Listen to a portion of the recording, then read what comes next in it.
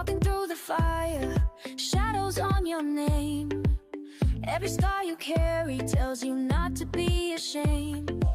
The journey isn't easy, but your soul is worth the fight. Every step you're taking pulls you closer to the light. How you gonna win when you ain't right within? When you haven't awakened, it's just the beginning. It takes a lot more than you think, so don't stop your healing. Don't stop your healing. People may not see it, the battles that you face, but breaking down the old walls makes a stronger place. You don't have to hurry, healing has its pace. Even in the silence, love will find its space. How you gonna win when you ain't right within? When you haven't awakened, it's just the beginning. It takes a lot more than you think, so don't stop your healing. Don't stop your healing. Keep going, keep growing, even when the pain is showing. Keep rising, keep fighting, your spirit's flame is never dying.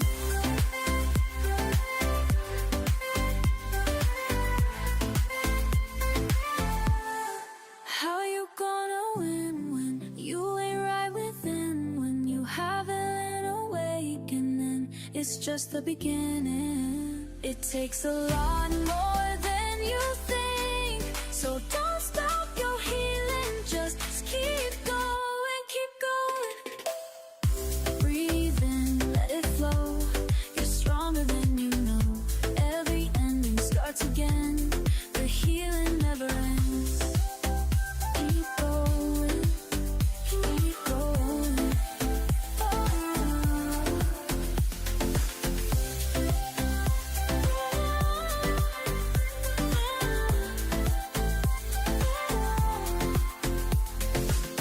Keep going, keep growing. This is the life you're owning.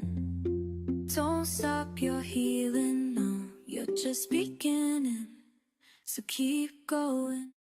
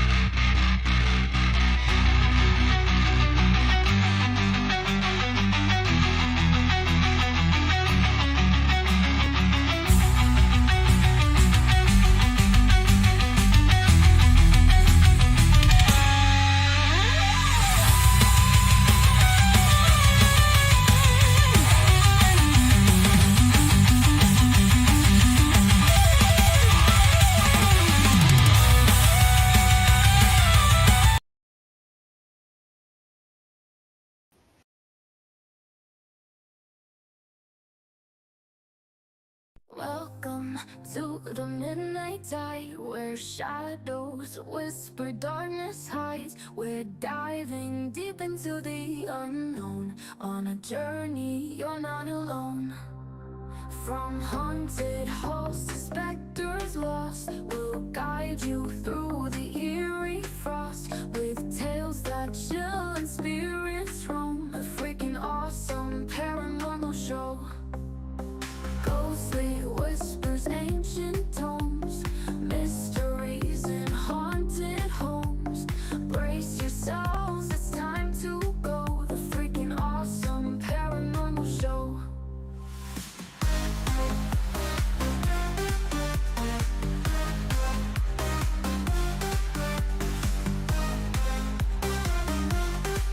The freaking awesome paranormal show.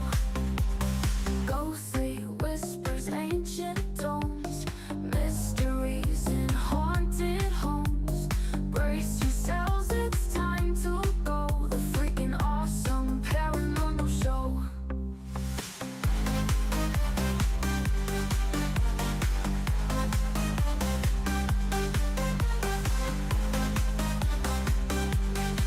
The freaking awesome paranormal show. Welcome to the midnight tide, where shadows whisper, darkness hides. We're diving deep into the unknown, on a journey you're not alone. From haunted halls to specters lost, we'll guide you through the eerie frost, with tales that chill and spirits roam. The freaking awesome paranormal show. Ghostly whispers, ancient tomes, mysteries in haunted homes. Brace yourselves, it's time to go. The freaking awesome paranormal show.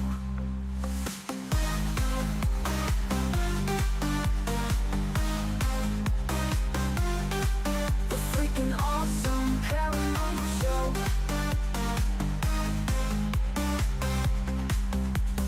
Ghostly whispers, ancient tomes, mysteries in haunted homes.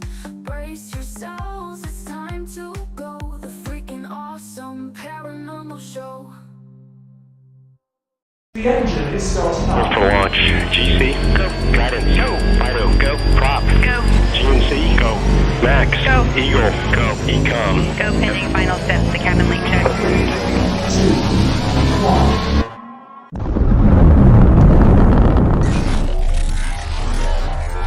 Is there anyone here that would like to communicate with us? Can you give us a sign?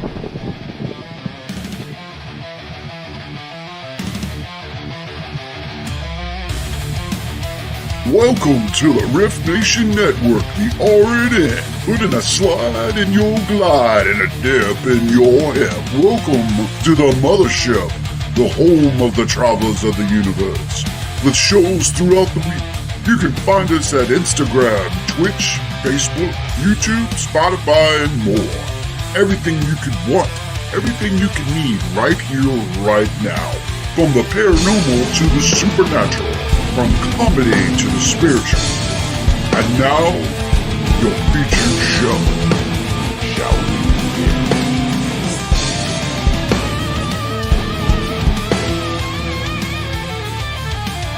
It's showtime, folks! Podcast may contain material that some listeners may find sensitive, offensive, or disturbing. We strive to create respectful and informative content, but topics discussed may include mature themes such as violence, explicit language, or controversial subjects, triggering content including discussions related to mental health, trauma, or other sensitive issues, explicit language. Occasionally, our guests or hosts may use strong language. While we aim to handle these topics with care and empathy, we encourage listeners to exercise discretion. If you find any content distressing, consider skipping or seeking support. Remember that this podcast is not a substitute for professional advice. If you need assistance, please consult a qualified expert.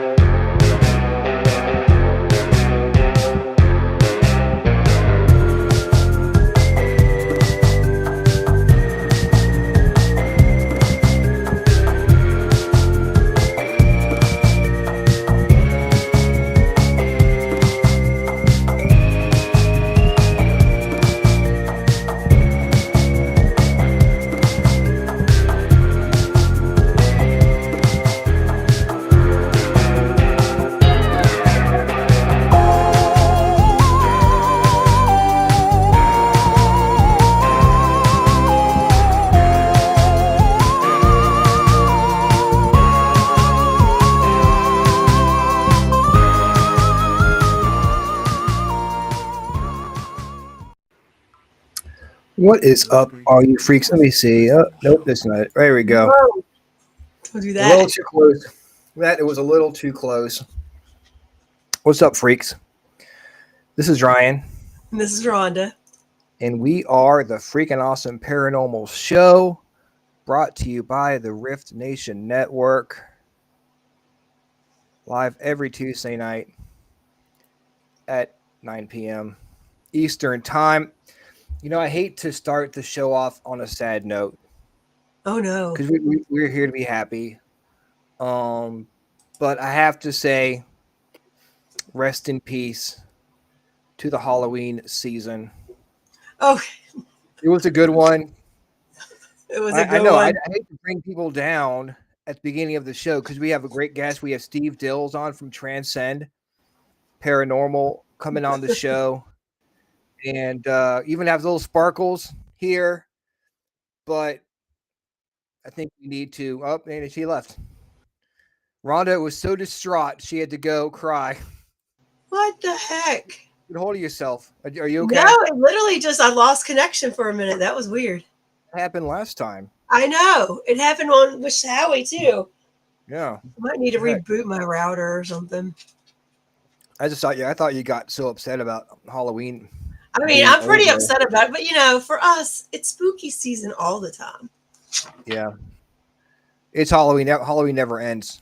Now, like Wow. November 1st, it's like Christmas. Dude, I am Everything is I am Christmas. I went to embracing- a store on Saturday and was like, "Oh my god, Christmas threw up like Dude. overnight." I am embracing Christmas right now. I know you are. I know you are. 100% going. You know, I had Christmas music going on in my car. Angie's like, you know, you can't celebrate Christmas until after Thanksgiving. Thanksgiving is November 27th. You know, it's like Thanksgiving is a day. It's not a season. Right? There's no such thing as Thanksgiving season. I mean, you can enjoy Thanksgiving, but I don't enjoy Thanksgiving with a Christmas tree up. So I am just 100% full. I mean, on. I say to each their own. And if you want to put up your stuff early because you want to enjoy it for a longer period of time, I mean, my Christmas tree do it. stays up. Do It just sits there. We don't really do it. We just kind of leave it up. So it's just sitting there right now. I can look at it. It's got a Halloween. It's got a pumpkin on it. Sometimes we decorate it for different holidays, but you know, I'm done with Halloween. Well, not done with Halloween because Halloween's always Halloween in my house, but ready for Christmas. And then January will come and it will be just depressing. Your birthday's in January, right? It's February. All right, well it's January. there you go. There you go. Something exciting to look forward to in January, your birthday. So it's not that depressing. And there's something else in January at the end, but yes. that rolls in our guest Yes. to look forward to. So see, Brian, you're just messing up. Okay, well, see, look at The Transcend. end of January rocks. Look at my birthday and that event. It's awesome. Look, and then we have look at Transcend with the Paracon, Hanover Paracon. They make January cool. You guys make January cool. All right, January. They're what helps us get through January. Because I need all the help I can get through January. So thank you for having your birthday in January, and thank you to Steve for having his Paracon in January to help us get past the fact that it's January. But we're not going to talk about depressing things like January right now. We're going to talk about the fact that is National Candy Day. You know what? These sparkle things are really starting to like. They were fun at first. They are fun. They're fun for like beginning of like before the show actually starts. But once the show starts, it's kind of distracting. It is National Candy Day. National Candy Day. National Candy Day. Okay. So happy National Candy Day. I don't want to bring it. I didn't mean to bring people down on National Candy Day. And it is National Easy Bake Oven Day. So if you have an easy bake I'm oven, sure somebody still has a cake baking in there. Cooking with a light bulb day. I used to love playing with my sister's easy bake oven. I thought it was the coolest. They were cool. They were cool. That was one of the cool toys we had as kids. Yeah. Mine was like completely 70s, had like, it was like yellow, had like a sticker of wood paneling on it. I mean, it was like so late 70s, early 80s, but it was like the coolest thing. We could bake a cake ourselves. Yep. Holy crap. Yep. You could make a cake, and if you were really lucky, your parents had gotten you a Snoopy snow cone machine too. I've always wanted one of those. I never got one. You didn't have one? I had one of those. Never got the Snoopy snow cone machine. I know. That's when people ask me why I went crazy. It's because I never got the Snoopy snow cone machine.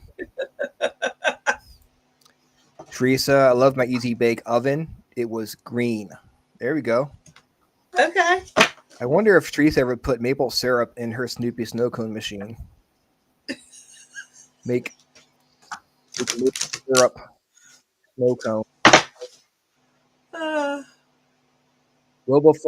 Yeah, exactly. It was cool because it gave the kids the feeling that they were, accomplishing something, and they were.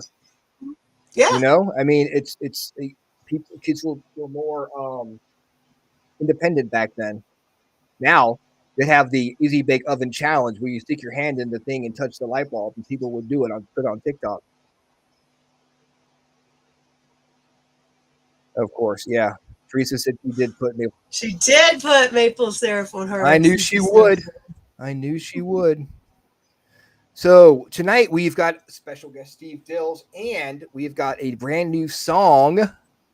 Yep. By Gina Caraya. So, do you want to play the song first, or you want to read the cards first? What do you want to do? Let's pull a card first. I've been sitting here shuffling them, so let me give them one more little whirl, and we'll do that. Listen to a song and get Steve on. Do this. Get our Steve on. All right. Ooh, this is a cool one. Going beyond the normal. So, I think this is the one where, I was actually reading something about an article about this the other day about kind of getting out of your own way and thinking outside of the box and going after those things that are fearful for you. Because like fear is just holding you back. If you let go of the fear and you just do things, you'll accomplish so much that you're not knowing that you can accomplish. A lot of times we let fear make us say no to things that we should really be saying yes to, that are really truly opportunities. So in the book that I was reading was actually just saying if it makes you, if you're offered to do something or asked to do something, if it's not like something like majorly that you've got some kind of phobia about, or that will be detrimental to you,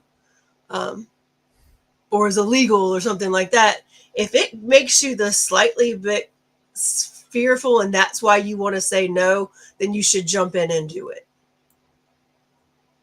So I think it's just that reminder that we all just need to step out of our own way. Yeah. I mean, I think a lot of people have that problem. I mean, myself included, where it's like you overthink things too much, and you psych yourself out of stuff you could be a lot of fun. Yep. But you think, oh my God, I can't do this. Like when, prime example, this show, man, I thought this show was going to last maybe a week or so. I didn't think I was going to do anything, but I talked myself into doing it, and here we are. Same with you. Yeah. I didn't want to do the first show I came on with Howie as a guest. I was like, absolutely not. Yeah. I mean, it's until he just was kind of like, hey, I put you on the schedule and it's already out there and you're doing it on this date. And I was like, oh, okay. Yeah. Once you have no choice, it's easy for me. It's easier to do something when I don't have a choice. Like, yep. I was a big smoker back in the day, and I always tried to quit, but I always find a reason to keep smoking. Like I would get so stressed thinking about quitting that I would start smoking again.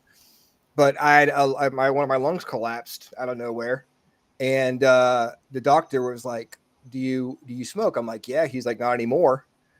Didn't have a choice, you know. So I had to quit smoking. You really have a choice in the matter. But if once you get out of your own way, once you don't say, "I don't have a choice, I have to do this," it makes it easier. That's the thing. Most things that we don't accomplish, we're the ones standing in our own way. And that goes back to what we were talking about with Holly a couple of weeks ago. You know, positive thinking. You know, if you stay positive about things, you know, it makes it a lot easier. But if you think you can't, then you can't. Like there's this old saying, whether you think you can or you think you can't, you're right. Right. So, I mean, exactly. That is exactly what that card was about. Exactly.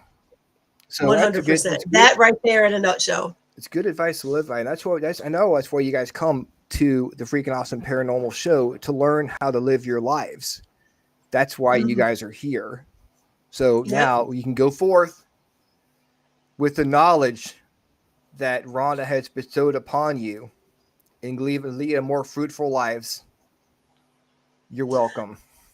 And look, Jeannie says that card actually goes with my song. Of course it does, Jeannie. You know what? It's the fates bringing the songs together, like synergy. This is what we do on the Freakin Awesome Paranormal Show. It's like we planned it or something, but what we didn't. It's the universe speaking through us to you. Speaking of which, let's go ahead and play Jeannie's latest song, her latest hit. As soon as I find it. It is called Masking Tape, and we'll be back as soon as it's over.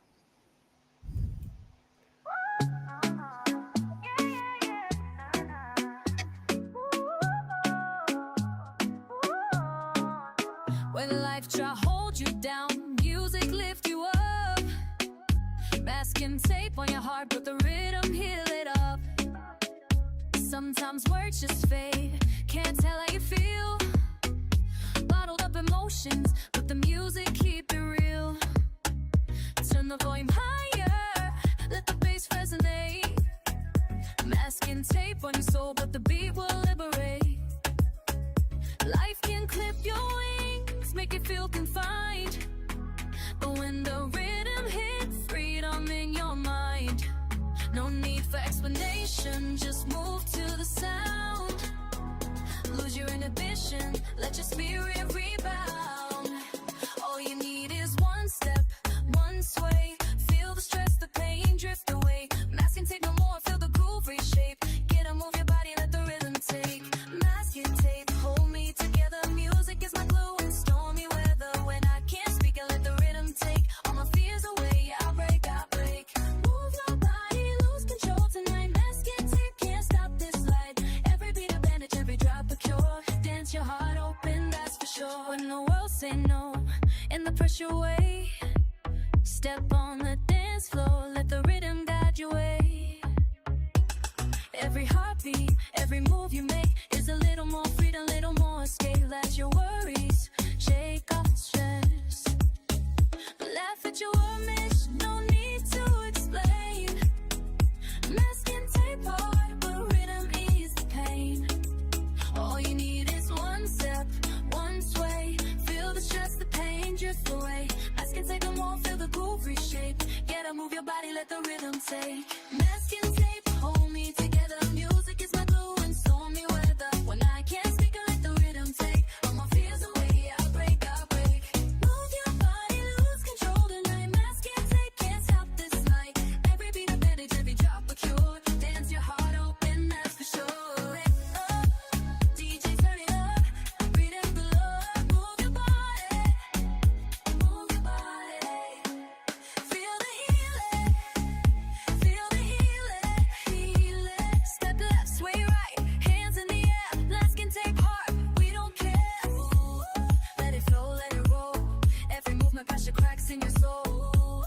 Don't be shy, just unwind. Rhythm therapy, leave your pain behind. Masking tape, hold me together. Music is my glue in stormy weather. When I can't speak, I let the rhythm take all my fears away. I break. Move your body, lose control tonight. Masking tape can't stop this light. Every beat a bandage, every drop a cure. Dance your heart open, that's for sure. Hey, DJ drop it low, now pick it up high. Masking tape can't hold us. Ridicule,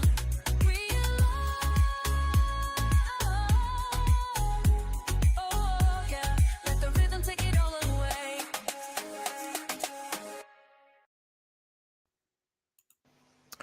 Wow. It was awesome. That was awesome. Masking Tape by Jeannie Correa.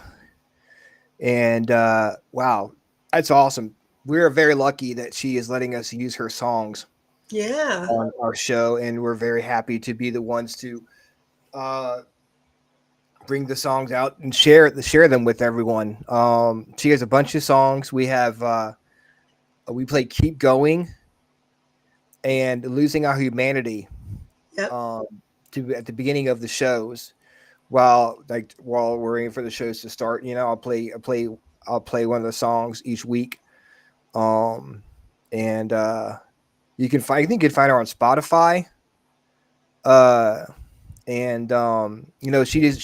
She is also a medium and a medicine woman. Yes. Right. And she has a business, Mobile Psychic Connections. So definitely go check them out on Facebook. Give her a like. And if you have any questions, if you ever want a reading or something, she does an amazing job at giving people readings, and it's definitely worth it. So go check out Mobile Psychic Connections on Facebook. Give her a like, and you won't regret it. It's definitely worth every penny. 100%. Definitely. So we do have I do want to say hi to everybody in chat. We have a lot of people in the chat coming here to Steve. Yeah. Of course, coming here to get advice on how to live their lives. I think they're here for Steve. And listen to some music from Jeannie Payette, Karaya. Yeah. And of course, see Steve. Yeah. Yep. Not here for us. I know that. So We just show up. we're just here to introduce our guest. Why don't can you give a shout out to the people in chat real quick? Yeah. Well, of course, Jeannie Correa did join us. She's in our chat. Teresa, our Canadian connection friend, is in the house. Sharon Metter, Emily Warner, Danielle Browning, Tina Pritchard, Lois Clark, Steve Dills is in the chat as well, as we've been goofing off here. Vet Girl, Z-Sun Dragon, aka Kevin, Agatha, Michelle Wilfong from the Haunted Apartments. Woo-hoo. Have I grabbed everybody? Y'all are doing a great job in the chat. Oh, Robert Odell is here from the bunker in Bon Air. I do believe I grabbed everybody. All right. Welcome in. Thanks for joining. Welcome to the show, the Freakin' Awesome playlist. I'm just going to say Jeannie is my song for the Freakin' Awesome playlist. If you want to claim it too, we can go ahead and just do that. Unless you have another song. Yeah, me too. I claim it. We're both claiming Jeannie for our song. Howie, however, suggested Rock With You by Michael Jackson. Okay. You can't go wrong. That's a great song. Nope. Great song. This is a part where we recommend songs for you guys to listen to. I think now it's time for us to bring our guest onto the show. Yes. We can ask him his song to add to the playlist. Yep. We get him on the show. Let's see. Steve Dills is the director of Transcend Paranormal. They investigate mostly Hanover Tavern and Pole Green Church, sometimes Scotchtown when they do investigations out there. He is the historian of the Ghost Finders and co-host of Eerie Encounters. Let's bring him on to the show. Welcome, brother, back to the show. Hey, how's it going? Man, it's good to see you, brother. How are you? I'm good. How about you guys? We're hanging in there, man. Just doing our thing, mourning the end of Halloween season, but I know. surviving. It's sad. It is sad. It's sad. But hey, And, I'll give you. You know what? You were talking about January statistics, and I'll give you a really fun one. January is the deadliest month in the United States. oh, good. And That's happy. yeah, it's great, isn't it? It takes about 250,000 people a year. So It's- there's your fun January. How amazing January is statistic.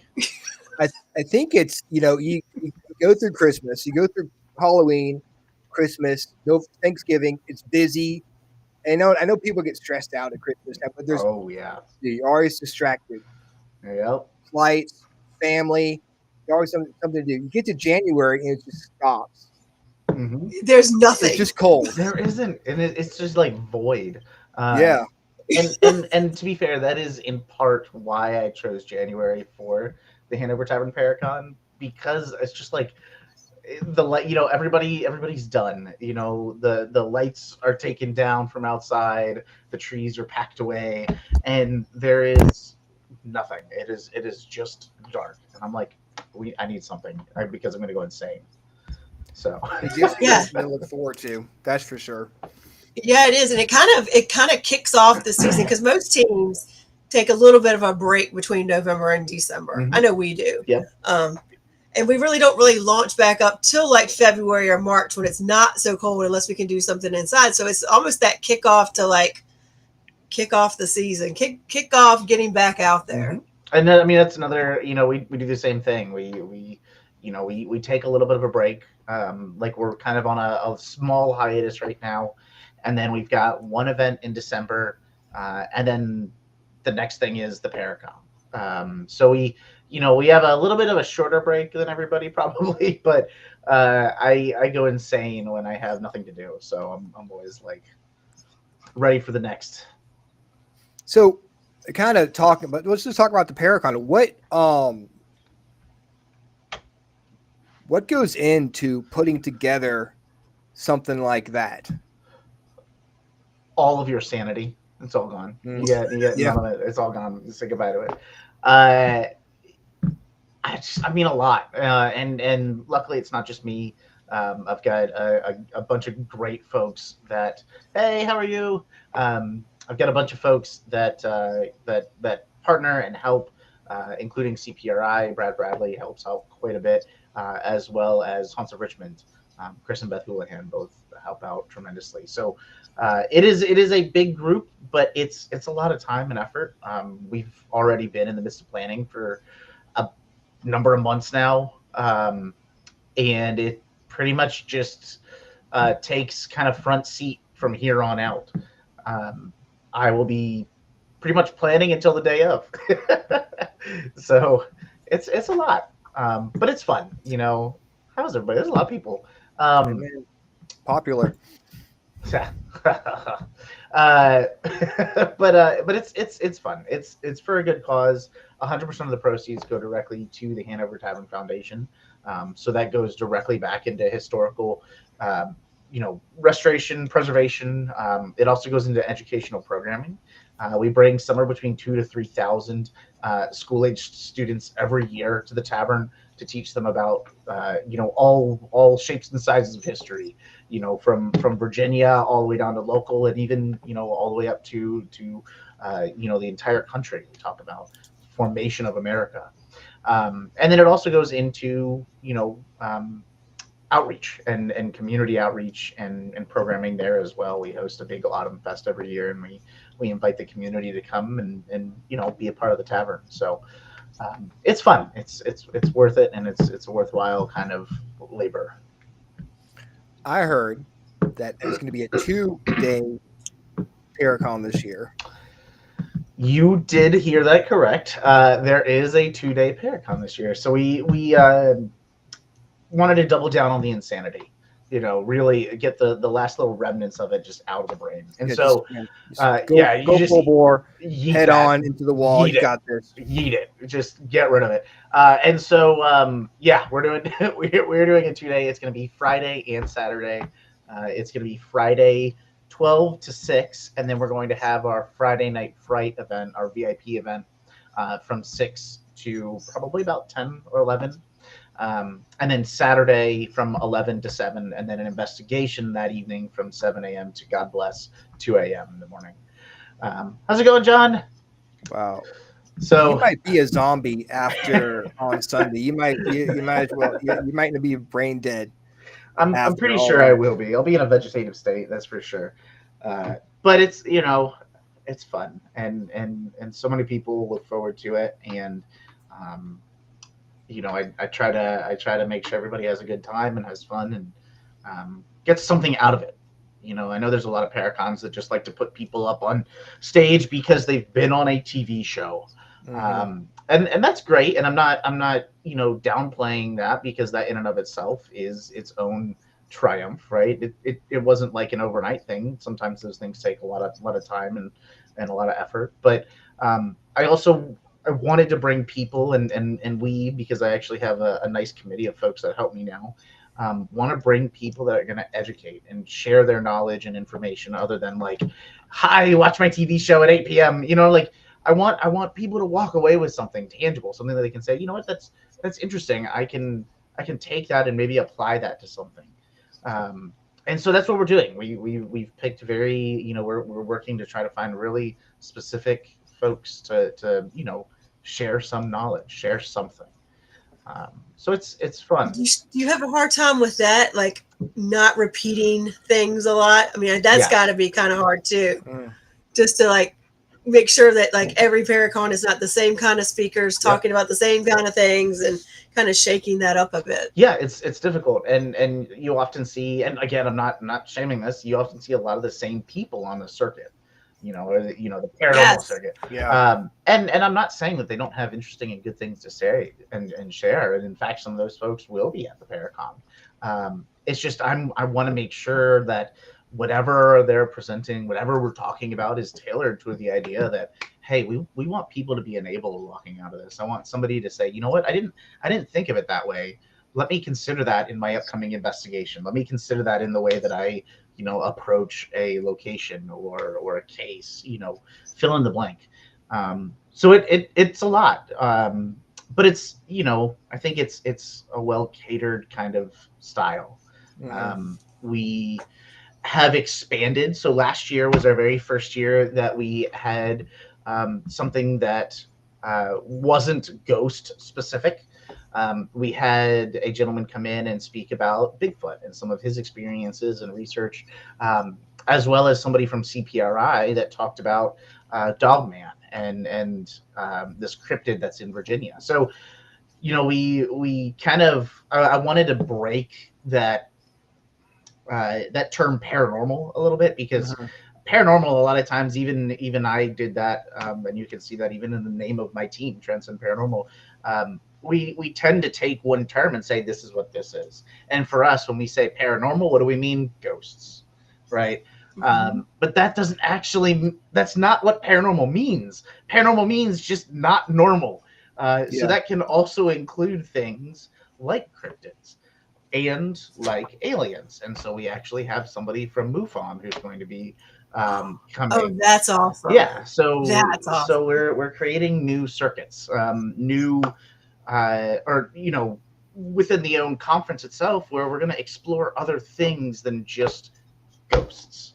I think that the world is interesting enough as it is, and why not explore some of those things? So we're going to start having cryptid, we're going to have at least one cryptid panel coming up. We're going to have at least one UFO panel coming up, talking about ufology, aliens, those sorts of things. And we're going to continue with some of the, the paths that we've already taken. So we will have, for example, Patty Negri and Rob Thompson will be coming back to do another gallery reading. We're also going to have Ron and Lourdes to be doing a digital seance. And we're also going to be having, folks that are more skeptical that are going to come in and talk about, how do we best approach an investigation? And a lot of people, like, for example, I had one of my good friends, Kenny Biddle, last year come to the Hanover Tavern Paracon and talk. And people are like, you're nuts. Like, he doesn't believe in ghosts at all. And I'm like, but that's extremely healthy. That's very, very useful to walk into an investigation and say, prove me wrong, instead of prove me right. And so I think that in and of itself brings a really great amount of tools. We're also going to be exploring this year. We have Darcy Staniforth, and she's going to be talking about spirit photography. So we're going to be exploring kind of the Victorian era and how photography evolved with the spiritual movement. So we're kind of tapping into just different things that might be entertaining and interesting to people, and they're gonna walk away with something that they didn't know about before. Damn, sounds like you have like a paranormal buffet. Hopefully, at Hanover Tavern. You like this, you like that. You know, it is something for everyone. We're the paranormal Applebee's. Yes. the Golden Corral, the paranormal. The Golden Corral, the paranormal. Bladder.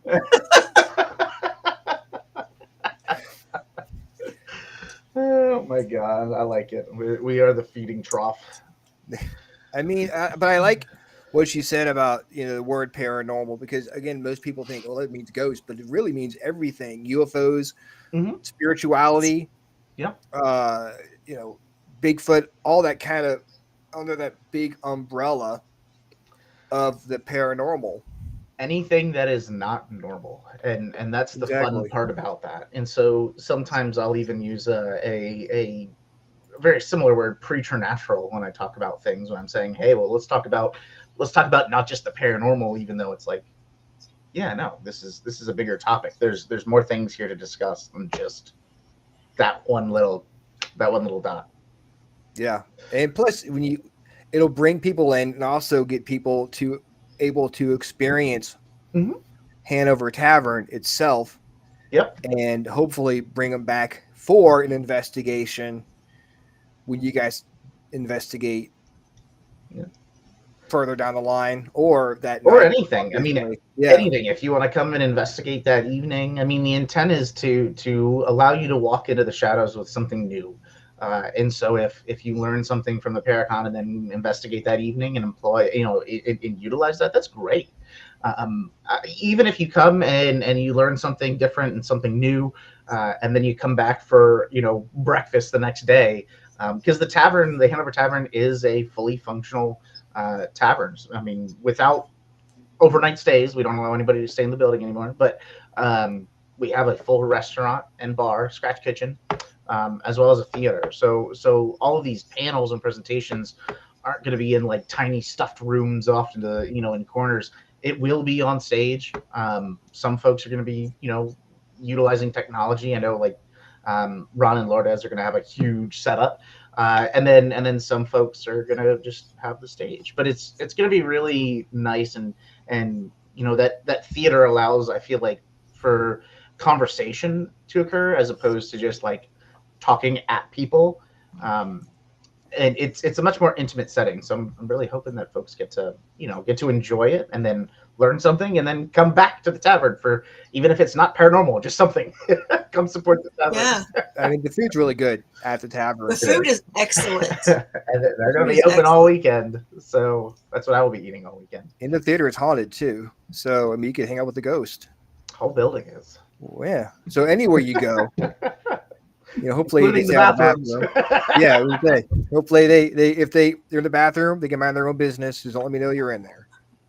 Just close the stall. You'll be fine. Yeah. Okay. Yeah, that's true.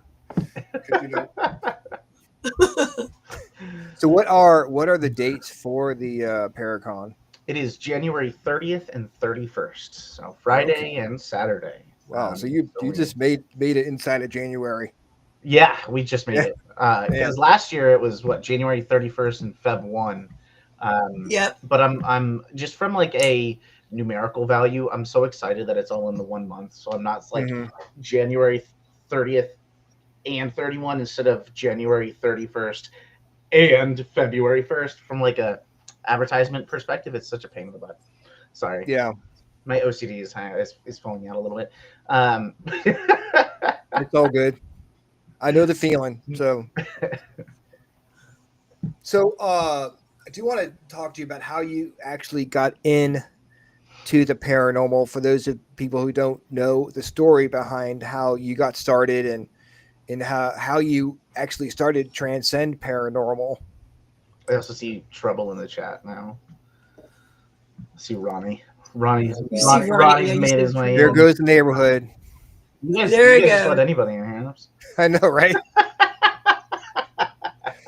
The bouncer left. Yeah. So how did I get into the paranormal?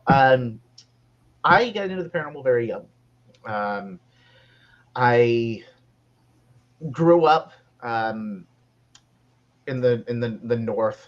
If you were, here on the East Coast, I grew up in Jersey and Pennsylvania, and that was where a number of my formative years were. My family, my extended family is all up there. My grandparents were up there, when they were alive, and so, I remembered it very fondly. Right, I that's where my best friend was. And so, how do I get into the paranormal from living in the suburbs outside of Philadelphia? We moved. That's it. We moved.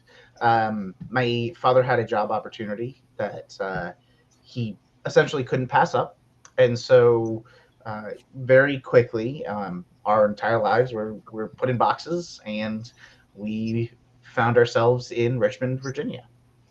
And so, because it was such a quick transition, they had to find a house just somewhere that we can. Yeah, it's true. This is true. Thank you, Ronnie. It you know what? It does make me feel better that I am just a little bit taller than you, but I still am even there. So we move into this house, and it was kind of one of those things where, my parents had to find a place, to home this family, at least for a little bit, until we, built a new house or moved into something a little bit bigger. So they buy the first house that they see, and it's in Hanover County. It's in a pretty nice neighborhood. It was a brand new build. Nobody had lived in it prior. We move in, and almost instantly things started happening. And I don't know if it was just because, I was just a young boy, or if it was because I was also anxious and frustrated and angry and depressed that, my entire life had changed within, a day. And honestly, I think it was probably a mix of all of those things that made me a very easy target. And so things started happening. It originally started off as my name being whispered in my ear at night. And that got louder and louder and louder. I would have my bedroom door open and close, my closet door open and close. I would have things move around my room. I would hear the piano, for example. We had a piano, and I would hear it playing at like 3, 4 in the morning. And I guarantee you, nobody was playing that piano, because if we got up and made a sound, my parents would not be very happy. so I know I've been there before. there was nobody playing the piano, but I would hear all these things, and so it just continued to escalate. I started seeing things in the house. I got sick. I was sick for a number of months, and the doctors had no idea what was wrong with me. I was seeing doppelgangers of the family dog, and this all continued for 2 years. Finally, after 2 years, my parents were building a new home. We moved into the new home. It all stopped. But that stuck with me, because I was scared to death. Like I was scared to hell to go home. If I was at school or anything like that, and it was like, all right, it's time to go home, I'm like, oh God, and I'm not like, I was not like a school nerd. Like, I'm not, I enjoy learning, but I was not somebody that wanted to stay in school. But I did not want to be in this house.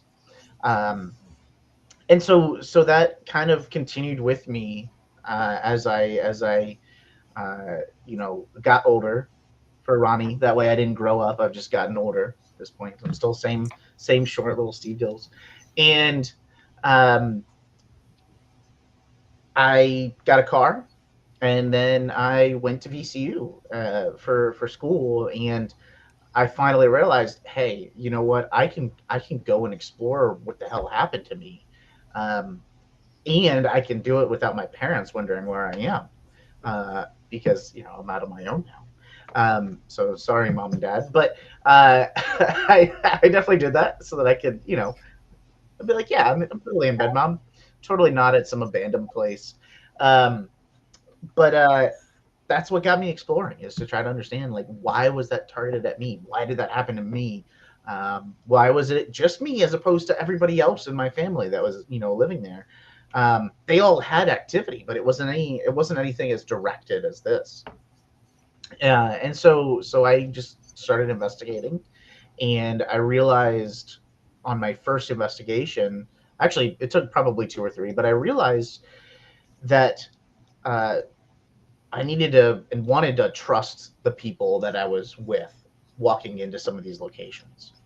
I had joined the Richmond Paranormal Society and still help operate it to this day. But it at this time was kind of at the peak of Meetup, if you remember that website. Oh yeah. And there was probably 20 to 30,000 people in this group. And so when they'd post, they'd be like, hey, we're going to be investigating the Bird Theater. This is the date. First 20 people to sign up, get it. And so after like 2 or 3 of these, first off, I was like, this is cool as hell. Secondly, I'm like, I don't know anybody. I see some similar faces, but by far and large, these are just random people every single time. And I realized, like, I don't feel very comfortable walking into some of these locations, and then they turn the lights off and it's just like me. And I'm like, I might get shanked and robbed, I don't, so I wanted to build kind of a safe space to explore this. And so that's kind of where Transcend came from. A couple of us, 4 of us, decided, we're gonna pursue this together, and we're about 30 people strong today. So it's a fairly large team, but it's fun. We enjoy it. Did you ever figure out, like, if it was your house built on some historic land, or was it an old house? What do you think caused that to happen to you? I don't know. I don't know, and I hate saying that because you know me. You both know me. You know that I love to, like, pick apart everything and understand all the little pieces of it. What I do know is where the neighborhood was originally a large swath of swampland. And so you might recall this, Ryan, where like Foxhead and Ash Creek and Milestone are.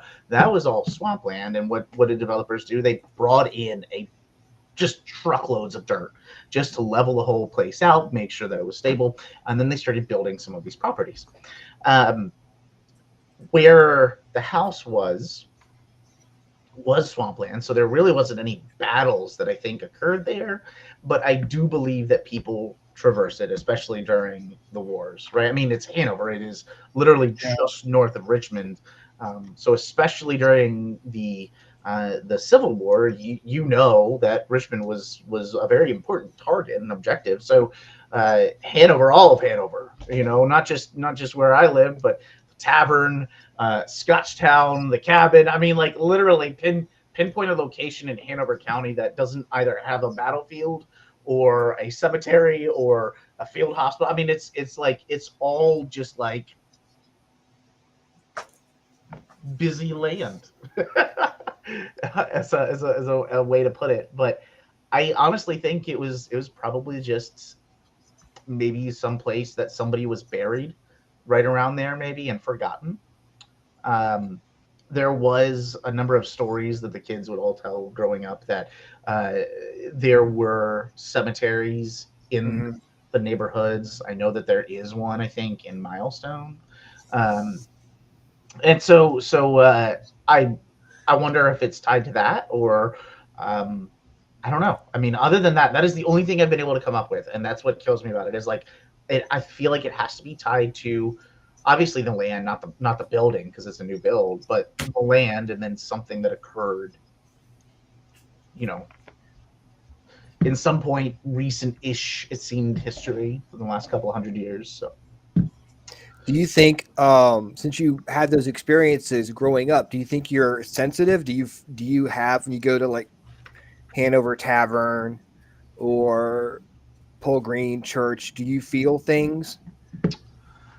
I wouldn't say that I'm necessarily. I don't want to claim that I'm psychic or anything like that. I think that the longer you listen to something, the easier it starts to be able to hear it, right? And so I think that the same as how both of you could walk into a location and be like, "Hey, this feels different." Right. And I think, honestly, I think that is just, I think some people could naturally pick this up, and I think other people, it's just kind of, time after time after time, walking into some of these locations, walking into some of that energy and that difference, that shift. I think we just start to inherently pick it up. We notice it. So I don't know if I'm necessarily, psychic. I think I just pay attention. Mm-hmm. I guess, yeah. You said, and I do believe you're right. I think the more you do it, it just becomes, I mean, to me, psychic stuff is more like just a muscle, and the more you exercise it, it just pops up. So the more and more you do it, you start, and then you start noticing it. And I think the key part then is you start trusting it when it happens. Yeah, trusting your gut instinct, and a lot of people don't, right? I mean, that's, even through school, you're taught to kind of tame that, right? If you're angry, don't go biting your classmate. Use your words. So it's kind of like tamed for a very long time, and then you have to like remember what that meant. Mm-hmm. And like you guys were saying earlier, when you investigate, you are forced to pay attention to things, to details, because you don't want to miss anything, and you'll probably see more because you're looking more. Mm-hmm. Mm-hmm. The world's quieter, and you get to just be. Which I think is one of the neatest parts of investigating that people don't talk about a lot is, you kind of get to breathe in a way that you don't get to breathe in regular life. You get to be yourself, and you don't have to. You're not there to impress anybody. You're there to listen, and to be a witness. And so it's really nice. I always find it relaxing. A lot of people are like, "Oh my God, it's all how you approach it." Like, no, I'm good. I get to listen now. I get to use my senses, and I get to, hear things other than, cars and trains and planes and kids and, people screaming every which way of reality that you look. Kind of gets to narrow down. You get to just focus. Yeah, some people. And I think that's why. I mean, some people it lasts forever, but like for me, I'm the same way. Like an 8-hour investigation feels like 2 hours. Mm-hmm. Like it goes so fast, and it's over before you know it. Yeah. Because I think you relax into it and you enjoy it. Yeah. The peacefulness of it. Yeah. Until like something crazy happens, and then then your heart starts racing and you can't sleep when you get home. Or you don't stop investigating because something just happened. I've seen a certain Ryan do that until, I don't know, I went to bed and then I woke up and there's Ryan walking past me in the freaking, where was it? Probably the Ordinary. Yeah, in the Ordinary. And he's like, "Hey, good morning." And I'm like, there is no way I would investigating Henricus. Everyone was passed out. I'm walking around. Oh my God, yeah. It was like 7 a.m. and I'm like, and Ryan's like, "Hey!" I'm like, "Ryan, good. What are you doing?" I got my second wind. But I mean, it really is how you approach it, like the downtime. Because people like it's so boring, but no, it is peaceful. It is, it's just. And I think a lot of it is entirely how you approach it, right? And I think what I always say to folks at events is, if you go in there with a shitty attitude, you're gonna get shitty results. You might have things yelling at you, whatever. How exciting! If you go in there with a good attitude, you will probably get good results. Something that's answering you and wants to communicate with you, right? And I don't think it's I don't think it's like which one is going to get me more of an experience. Well, they both are. It's just like, do you want to do this respectfully, or do you not want to do this respectfully?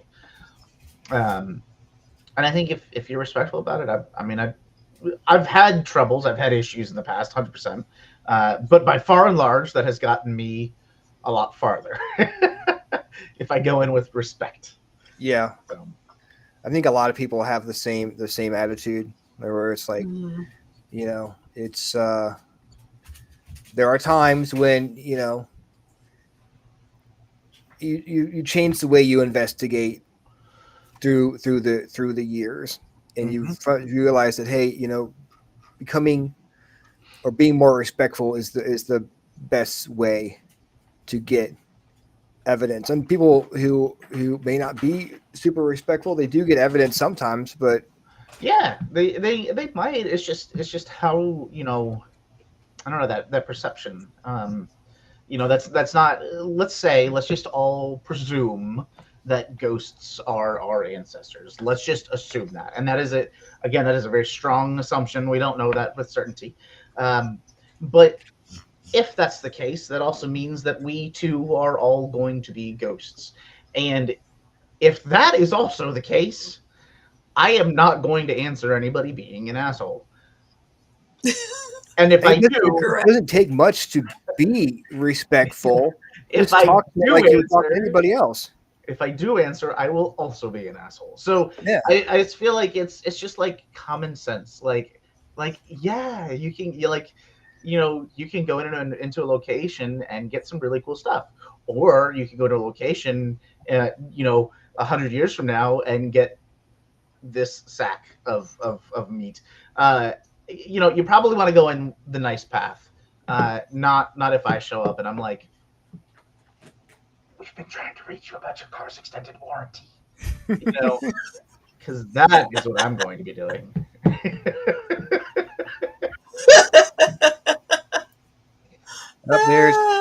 There's old Howie tipping his top hat to us. How's it going, Howie?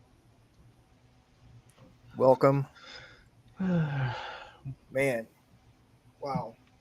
So what is the craziest EVP you've caught at Hanover Tavern? Oh, I don't know.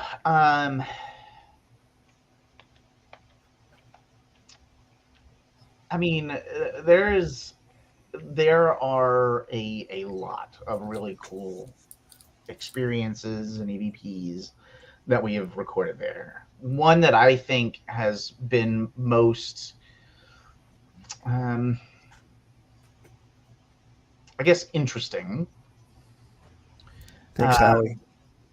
And I think the one that is probably the most telling to me that history is important was an EVP that I was kind of pursuing, I guess, if you will.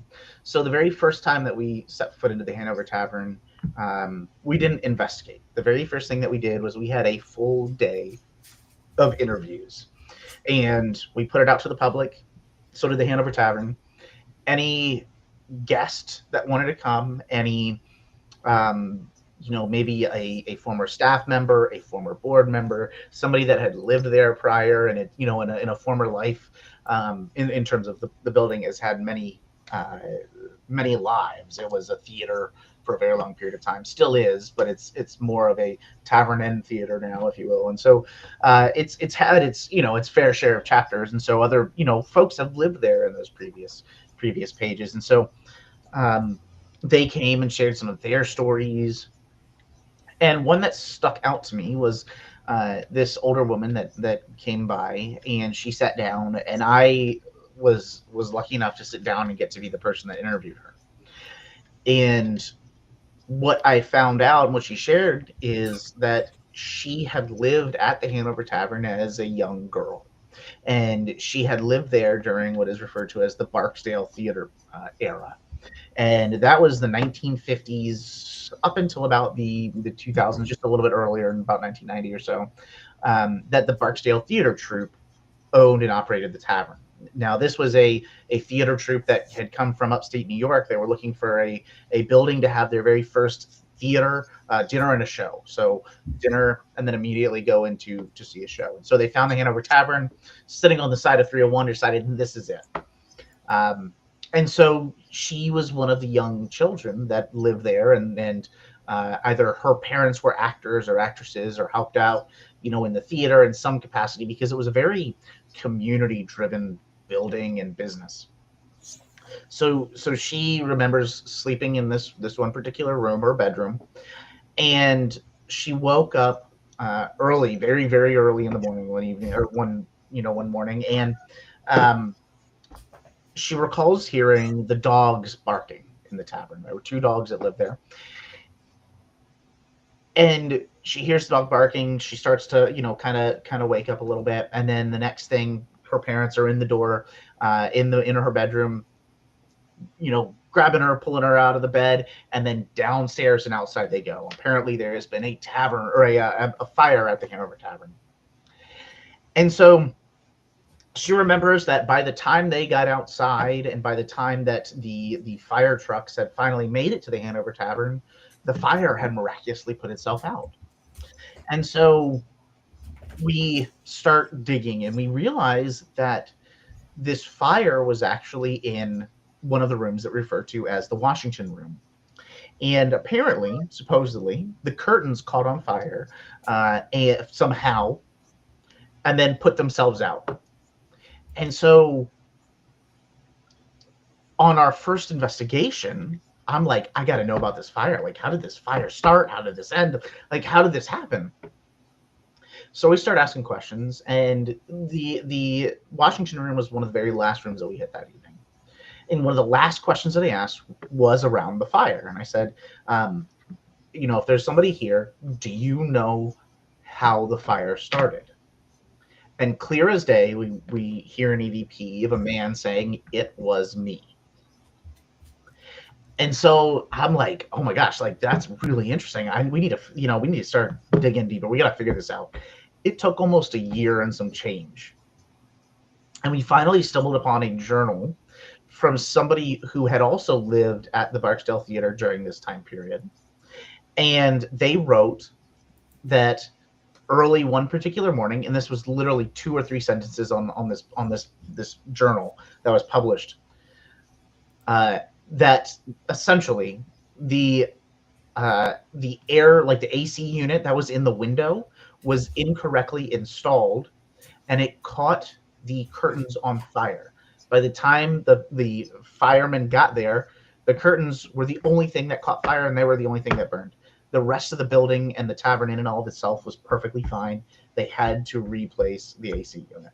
And as weird as that sounds, it was so full circle to me. Mm-hmm. The fact that we were able to talk to somebody who was able to share a story about when she was a child that she remembered.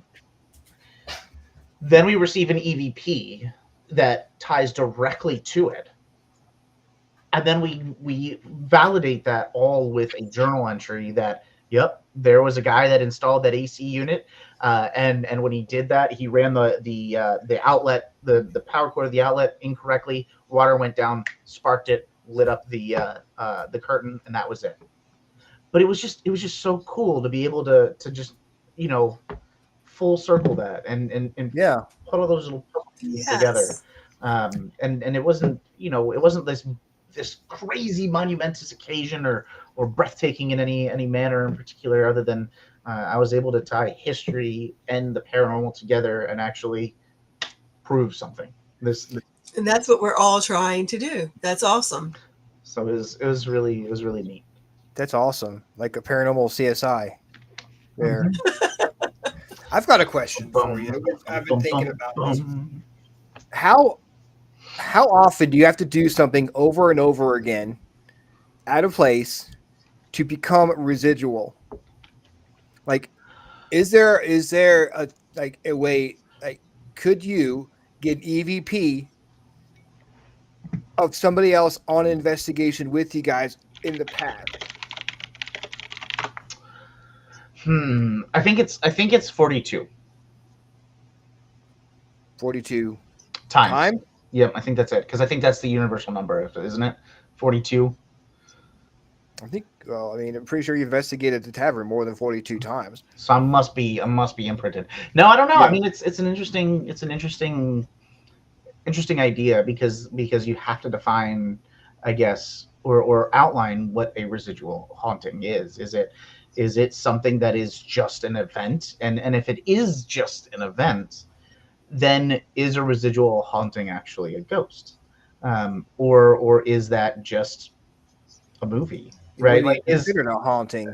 yeah, I mean, but that's true. Like, if you watch a movie, what's a good movie? You can see any movie. Pick a movie. The Others. If you pick The Others, Yeah. all right, and you watch The Others, right, and you enjoy it, and then you watch it again and watch it again and watch it again, you know, that's almost like a residual haunting in and of itself, right? Technology is just still residual haunting. So that doesn't mean that they're, from our outside perspective, that the actors and actresses on the screen are essentially reliving that every time. It's just something has captured an image or a video or a series of images and said, press play. All right, press play again. It's like lizard, right? It's literally that. Somebody just keeps pressing the button. Could that be it too, right? And so is that a ghost? And how do you qualify that? Is it like you said, a certain amount of times that you do something? For example, at the Hanover Tavern, on one occasion in almost 2 years, I have a video from our security cameras where I watch candles in the dining room, the Tillman dining room, which dates back to 1791, turn on one by themselves, or one after another, after the other, all by themselves, and they go in a counterclockwise position, which logically makes sense because it's where it starts with the candle that is closest to the door, and then it moves towards the windows where there would be a little bit more light, and then finally completes the circle. So does that mean that somebody did that for years and years and years and years on end, or did they do that with an intent only a handful of times that was so powerful that it seeped into the walls? Yeah, I mean, it's Exactly. you don't know. Like we were in the courthouse. Dennis and I were in the courthouse. Walked in, you could hear talking in the lawyers' chambers. Now, was that a ghost talking, or was it residual? We didn't get a response because they stopped talking when we got in there. Yeah, but it's very interesting. It's just the more questions that we ask, the more questions we end up with. Yeah. Right? And we can't. The fun thing is it'll be a domino effect. Once we answer one, then it leads to another question. Then like, hopefully it'll lead this to another. This might. They got how. But until then, we have no idea. We can't say is a residual haunting a ghost, and I mean, because that would entail that there are varieties of ghosts, and then like, how do you pick which variety you want to be? Like, I don't want to be a residual ghost. Like, I can't stand doing the same thing over and over and over again.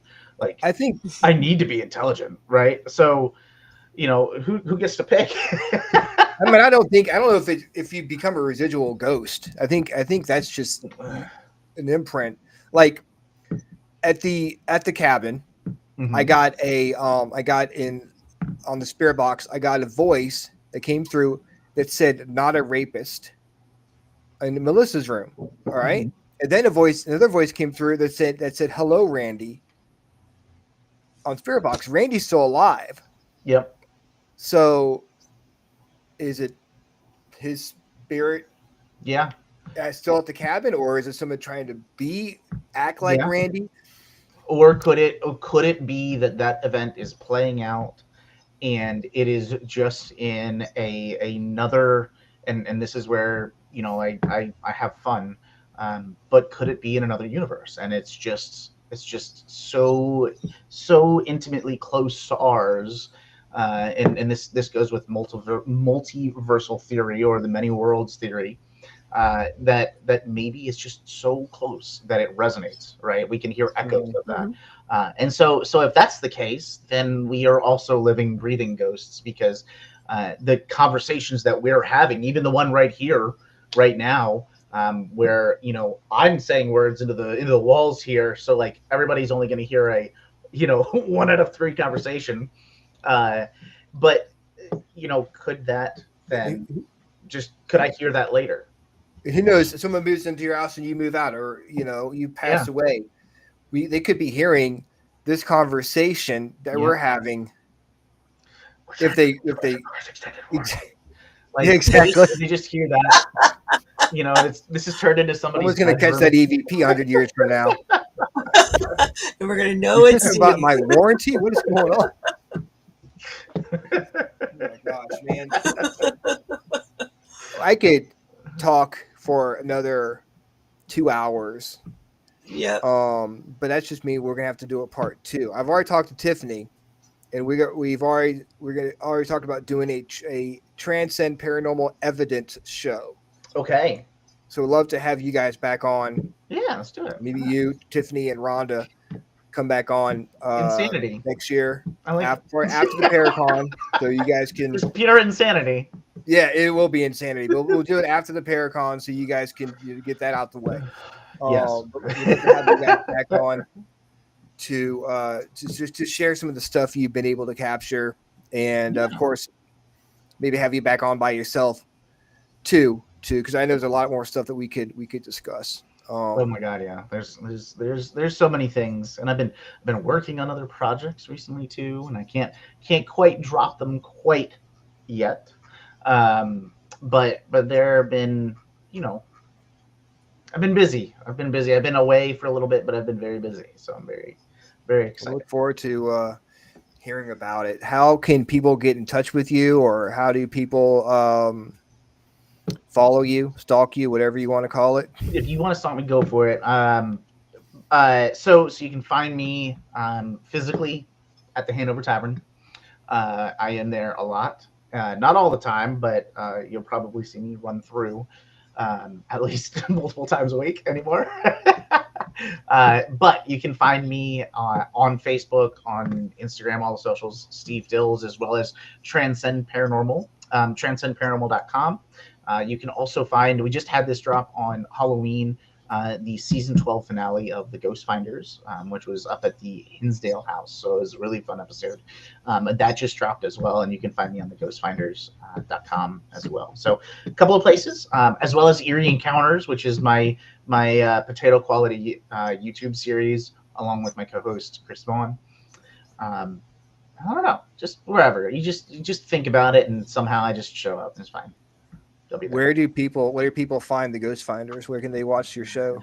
So there are seasons everywhere. The majority of it you can actually find on the Spirit channel, which is free on Roku devices, or I think it's $3.99 a month on the spiritchannel.tv, I believe it is. There's also a couple of previous seasons on Paraflix, as well as there's a couple on Amazon Prime and YouTube now. So if you look for the Ghost Finders, you'll find it. But there's I've been part of probably 3 or 4 seasons, and I think there's 12 or 13 in total. So there's a lot of episodes. There's a lot of stuff out there. So I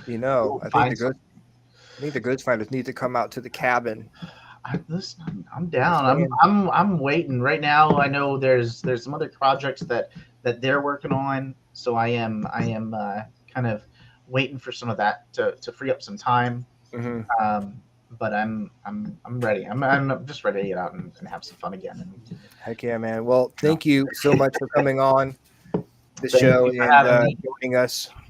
It was a lot of fun. I look forward to seeing you soon.